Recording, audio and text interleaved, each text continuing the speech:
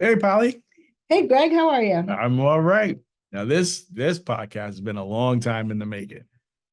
So, What we got? we've got Tina Santos. She's the senior director of marketing of Big Brothers Big Sisters of Rhode Island, and I've been trying to get this organization on the podcast for about 8 months now. It's been one time we had a blizzard, another time I think I was out of the office, and it was just all kinds of mayhem. So we finally connected, and now we are going to do this podcast and hear about all these great things Big Brothers Big Sisters is doing. I can't wait. Me either. So without further ado, today joining us on Totally Preventable, we have Tina Santos, the senior director of marketing of Big Brothers Big Sisters of Rhode Island. Tina, how are you doing today?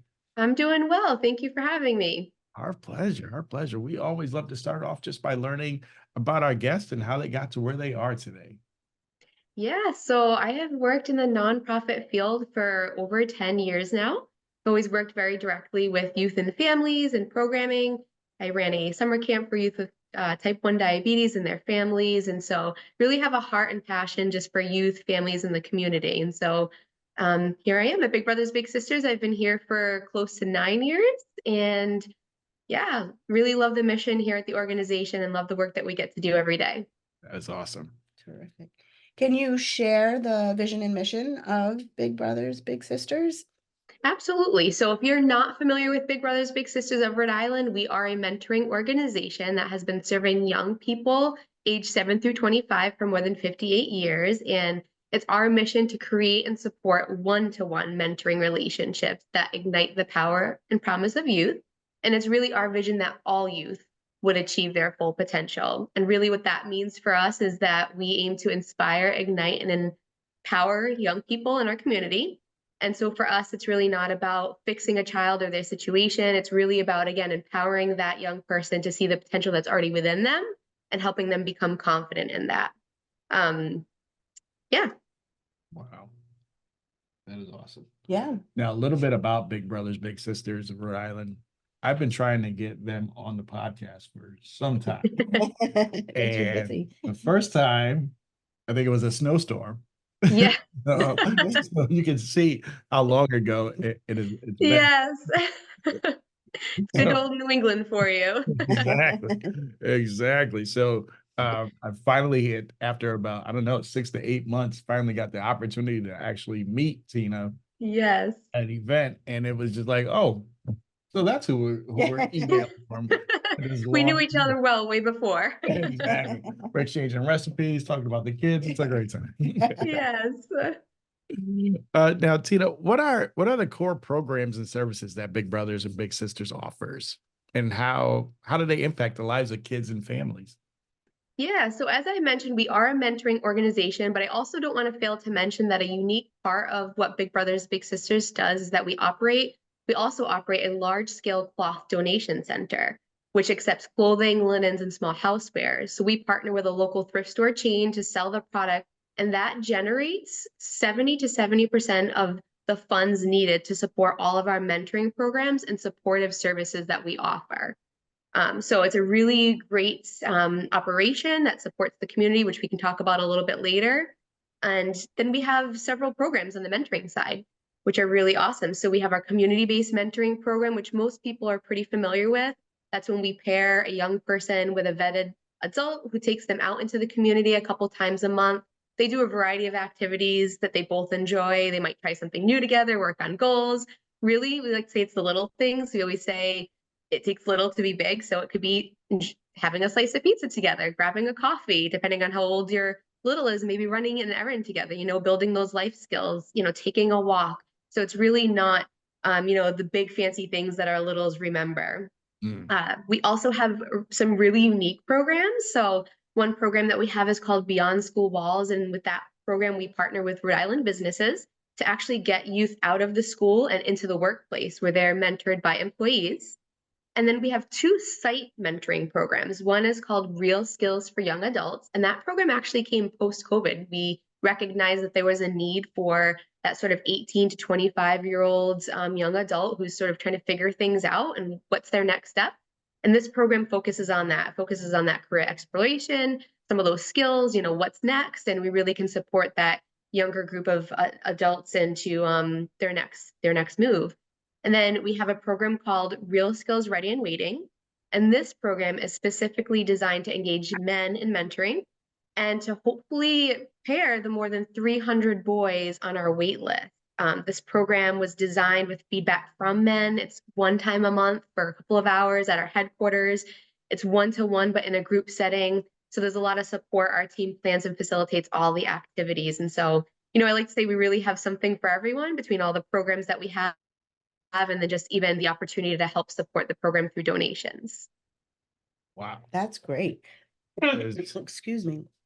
I've known about Big Brothers Big Sisters, but I'm sad to say that I only knew about two things. That was the donation center and the mentoring, but Yeah. I had no idea about the other programs that are involved. That is awesome. Are there qualifications for the men in that mentoring program?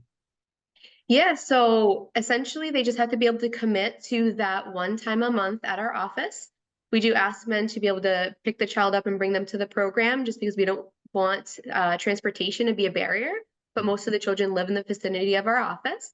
And we ask for about 18-month commitment because we know that relationship can take time to build a little bit. But I have to say the program's been running for about several months now, and we have a couple of matches, mentor-mentee peers who are already looking to kind of transition to go out into the community because they're really enjoying the time that they've spent together.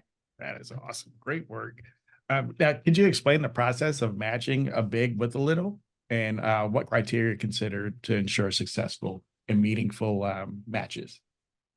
Yeah, so our mentors, mentees, and parents and guardians are all interviewed so that we really can get to know a little bit more about each person's personality, interests, some of their strengths and goals, and even, walks of life, which could really make a good pairing between a mentor and a mentee. And ultimately it's our goal to make long and strong matches. So we don't want matches to be closing within 2 to 3 months. Statistics actually show that if we pair a child with an adult and that pairing closes within a short period of time, it could be more detrimental to the child than if they were even matched at all. And so that's really important to us. We're also checking for safety and also to ensure that the program is the best support for a child. So for our mentors, they go through the interview, there's some background checking and references, and there's a training. And then for families, very similar, there's an interview and there's a parent training. And then on the internal side, we have what we call match magic. So once a mentor and a potential mentee are sort of fully enrolled, we start looking for a potential pair for them. So we have a team here that gets together, and again, they call it match magic. They're kind of discussing some of the potential pairs that could possibly be put together here. And then we would present that mentor or mentee to the opposite and see if they're ready to get started. That is awesome. I love that match magic. That is Yes, it really is. gonna have to steal that one. Do you have services throughout the state? Yes, we actually serve young people throughout all of Rhode Island. So we have young people as far south as Newport County and Narragansett, all the way up to Smithfield. Now we heard some great things about match magic, but what are some of the challenges and barriers that you face? Yeah, I would say they're similar to, what you or I may experience and maybe a little different in some ways. It could be that there's this ever-changing economy that we're all kind of struggling with. There may be a language barrier. Sometimes, right now, post-COVID came a youth mental health crisis. So there may be a little bit of that happening in a family. And sometimes it could just be navigating some resources that might be needed. And there may be some of those and maybe not any of those. But really where we're able to step in is, once a mentor and mentee are paired, our team sort of takes on that case management and wraparound services part. So the mentor and mentee can just enjoy their relationship.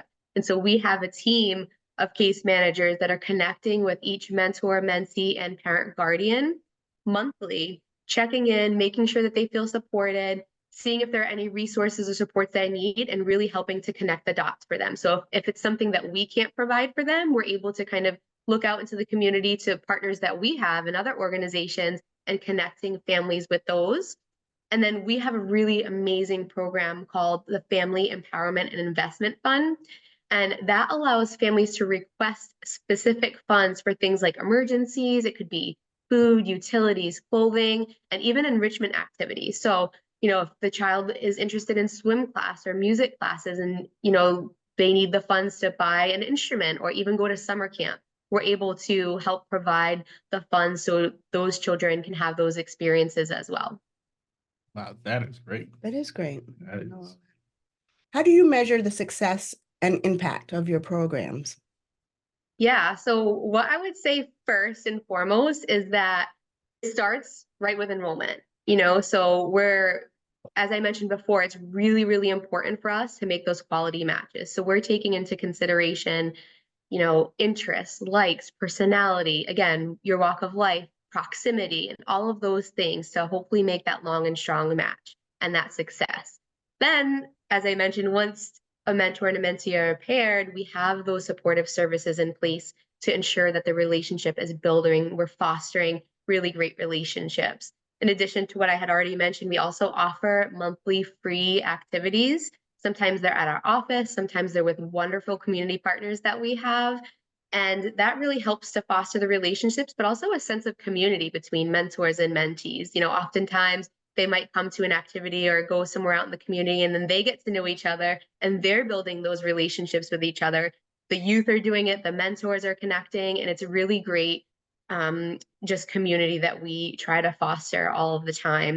And then as far as just tracking that impact, again, we're talking to families regularly. So we're hearing from them, what are some of the successes? What are some of the challenges? So we can navigate and talk about those things. And then we also have, surveys that we do yearly to sort of gather some of that information and hear a little bit more. So again, we can continuously enhance and improve what we're doing. And I can share some of those wonderful impacts if you'd like. Yes, please. What can you give us like a success story? Absolutely. So, one of the stories that I was thinking about before we came on here, and because we've been, we get to be on the front line. So we hear these stories and not everybody gets to, but I was just thinking about one parent who shared with us that, this program has made such a difference in her daughter's life. And she mentioned that first and foremost, just with her mental health. And it wasn't anything huge that the mentor did. It was really just the mentor being there and listening to her daughter. And she said that alone helped her daughter navigate some tough times and actually helped build her self-confidence.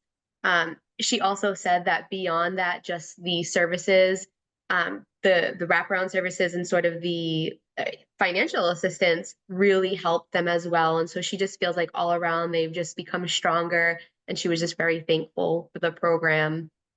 And thinking about empowerment of young people, we had one of our young people in June join us at our national conference. It was the first time this little had been on a plane. It was the first time he'd spoken publicly, and he got to sit on a panel with other youth, which is a really great experience for a young person, building that confidence, speaking publicly and talking about his experience with mentoring and some of his experiences just as a young person in today's society, which was really cool to see. We sometimes have an opportunity to bring young people to Washington for a conference we do. And yeah, it's amazing how excited they are that people want to listen to their story. And super important, it's their story. We should be listening, but exactly. It truly is. It was really inspiring. I think for all of us, that was the highlight of the trip, was really seeing him shine up there on the panel. And I think back to when I was his age, I'm like, I don't know if I'd be getting up at a panel. And this is a big conference. I mean, there were thousands of people there, and it was a really proud moment for him, his family, for the organization, and just to see again that empowerment, that child being so confident to get up there. That is great. it is. What are some of the most significant needs that Big Brothers Big Sisters of Rhode Island has? Yeah, so I may have slightly mentioned it before, but right now we have a male mentor shortage. It is very critical to really get that word out, and that's not just here in Rhode Island, that's actually nationally. Oh. And I will say that I think that this male mentor shortage is totally preventable because, mentoring, although that it sounds scary, and again, we heard from men that it was, okay, well, I'm not sure what I would do with the child. I'm not sure if I can make this time commitment. Folks will express a little bit of nerves around, I feel like I have to have it all together to do this, and those are valid concerns. And we heard But this is why we came up with that Real Skills Ready and Waiting program, where it kind of speaks to all of those things. But we started post-COVID with only 50 boys on the wait list, and we've been really trying to get the word out, and the number just kind of keeps creeping up. And we're so thankful for those who have stepped up to get involved. But our call to action really for that need is, we desperately need men to get involved in this program. It will impact the young people of our future, but it'll also impact you in a positive way. And, we offer a lot of support, and we try to make it as easy as possible to get involved. And so if you have ever considered getting involved, you have even an inkling of interest, you can give us a call. You don't have to sign up right then and there. You can ask questions. We have some Zoom orientations that we host as well, and to make that decision to make sure that it's something that you want to do. But I do encourage men to get involved. So on the opposite end of the spectrum, we have a lot of women who have enrolled into the program. And so we have kind of an immediate need for girls between the ages of 7 through 14 to enroll. And so, we're just saying, if you know a young girl who might be interested in just exploring new activities, having some adventure, and really just getting out in the community with, an adult who is excited to get involved, reach out, because there are women waiting to be paired with a young girl. And then I will say that we are always in need of cloth donations, specifically because, as I mentioned earlier, that generates 70% of the funding that is needed to do everything that we've been talking about, all those services, the emergency assistance, the activities, the case management, all of that comes from that funding. And so in order for us to continue serving the number of young people who reach out to us daily, and to be able to continue the quality services that we're doing, we need those cloth donations. And those donations support our mentoring, but they also support a lot of community partners as well, and support this community specifically of Rhode Island. It seems very eye-opening that on one half, like on one side, you have boys looking for that male mentor, and on the other side, you have women looking for that young girl to mentor. It's something to look into. Yeah. Yeah. Wow. Volunteering is a big part of what makes Big Brothers and Big Sisters successful. So can you describe the volunteer experience and the commitment required? Sure. So I will say that many of our volunteers come in and they express they're excited, and they say to us that they thought that they would have the most impact on the child. And although they do feel like they're doing that, what they were very surprised about is that the impact that the mentoring relationship ultimately has begun to have on them. And so that's the best way I can describe the mentoring experience, is that, it is fun. You get to kind of be a kid again, enjoy some time out of your daily schedule, and explore the community, or come to our office and do some activities. But ultimately, it's just a wonderful experience between you and the child, and you build a friendship. We have mentor and mentee pairs that have been together 10 plus years, and we have some that have been matched as early as this week. Just yesterday at an event where we actually saw each other, I bumped into a gentleman, and he said, "Hey, I was one of the first little brothers in 1988." And he said, "I still communicate with my mentor." And how amazing is that, that from 1988 to now, although they're not formally in our program, they were so impacted by the mentoring relationship that they're still in communication. He said, we visit each other on holidays, and I just thought that was so cool. And it's really inspiring to see that there are relationships out there that we probably don't even know about that are still impacting each other. Are there ways that community organizations and other community partners can work with Big Brothers Big Sisters and help the whole process? Absolutely. So on the mentoring side of things, we work very closely with schools and other youth serving organizations, first and foremost to enroll youth who might be interested or could benefit from the program. So we're always trying to get the word out that this is something that can be beneficial. We also like to inform schools and youth serving organizations that, there's something called what we consider natural mentoring. And that's where there might already be an adult and a child sort of informally mentoring each other or connecting. And because of all the services that we offer and the the benefits, we do encourage them to reach out to the organization and maybe even formally become a pair, because they will be able to then have the support of the program, have the support of that case management, the supportive services. We also have scholarships for young people as they're going into graduation. And so there's a lot that could be helpful to sort of that informal mentoring becoming a formal pair in the program.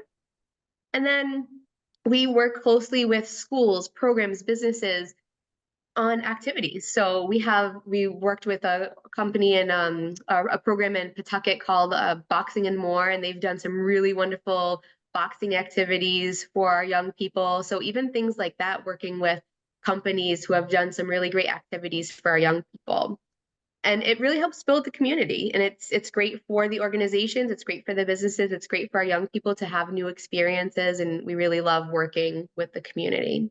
And then on the donation center side, we have numerous partnerships with cities and towns for free home pickups for their community, which is nice because it's convenient for folks to have that service, but it's also promoting a more sustainable community. And it's helping folks be able to recycle more easily, especially textiles, which it was really eye-opening to find out when I visited Rhode Island Resource Recovery that the Rhode Island landfill is set to actually fill up in less than 22 years. So, promoting that sustainability and that recycling is really important. And we also, last year, we're currently partnering with over 139 other nonprofits, faith-based communities, I can never say that word, municipalities, through bins and also clothing drives. And so that's a really great way where we're able to support other nonprofits and we're able to support their missions. So essentially, if you are a 501(c) and you put one of our donation bins on your property or you host a clothing drive, 30% net profit will be given back to you through that initiative. And so through that, we've been able to support women's shelters, veterans homes, all kinds of different organizations and their mission. So although we are at the Heart and Soul Mentoring Organization, through the donation center, we're also able to support so many other causes in the state. That is huge. It is huge. You don't hear that. You don't hear that too often. Most times, a nonprofit doing work, any funds that come in stay that nonprofit to do. Yeah. But you're actually turning around. Exactly. And for us, we really recognize that Rhode Island's a small state, but there are a lot of nonprofit organizations, and what better way to build the community than working together, and supporting each other versus, being in silos. Right. Yeah. I will admit I often get that flyer in the mail. Mm-hmm. It says, call for the appointment, and it gives you the date. And I'm like, oh yeah, that's a great Yes. I have to donate. And then I'll forget the date. And the next flyer will come in. And now listen, you got to get those bags out of the trunk. That's what we tell everyone. Get them out, and it really is helpful. But again, now I think when you look at that bag, it's a little different. It's more than like, okay, I'm just getting out of my house. It's like, wow, I'm supporting more than 250 young people and mentoring over 900 Rhode Islanders with all the other services. Plus, I'm helping to keep this Rhode Island community more sustainable. And so it's just that bag just goes a whole long way when you look at it. Means a lot more now. Yeah. Yeah. And we can take everything. We can even take like ripped, stained, torn, your mismatched socks that you can't find the other one. It's somewhere deep behind the dryer. We can take all of that because of working with our partner. It will ensure that if it can't be reused here in the state, it is recycled. That is huge. Yeah. I can't keep a pair of socks in my house. What are some of the long-term goals, what is the future vision of Big Brothers Big Sisters Rhode Island? Yeah, so I think we're always asking that question because we're a nonprofit and we want to do the best work we can. But I would say most immediately our goal would be matching those boys on the wait list. 300 is a huge number, and for us, we don't want to see 3 boys on the wait list, never mind 300. And so if we could match those boys, that is a big goal for us. And I hate to say long-term goal. I hope that's a fast achieved goal. And, we also just aim to continue partnering with the community for both mentoring and cloth donation so we can just be a really great light here in the community and see the future continue to grow here in Rhode Island. Great. And for those people who want to get involved by donating, volunteering, advocating, whatever they want to do to help you guys out, how should they contact you? Yeah, so you can always go to bigsri.org. So bigsri.org, all the information is there about both mentoring and donating. If you're interested in more specifically donations and donating, you can also go to donateri.org. And then if you are interested in advocating in any way, so we have a lot of different opportunities, but we have lots of organizations or companies that will allow us to come in and maybe speak about our organization, share the needs. We do lunch and learns, things like that, or even becoming an ambassador for us. Maybe you can't commit to mentoring right now, but you're like, hey, I can try to help promote and get the word out about your programs. You can always email us. And so that would be mentoring@bigsri.org. This has been great. Yeah. I feel invigorated, ready to dive in. I know a few men who I think would be great. Get a strong arm. Yeah, pretty much. No, I know. I fully promote it. No. They're sitting around like, oh, I'm bored. Oh yeah, they got something for you to do. Yeah. Send them our way. We'll Right. rope them in. So thank you very much for all this great information. We really appreciate you and the work that you're doing over there at Big Brothers Big Sisters Rhode Island. Thank you all for what you do as well. We appreciate being on today. And you have a great rest of your day. All right. You too.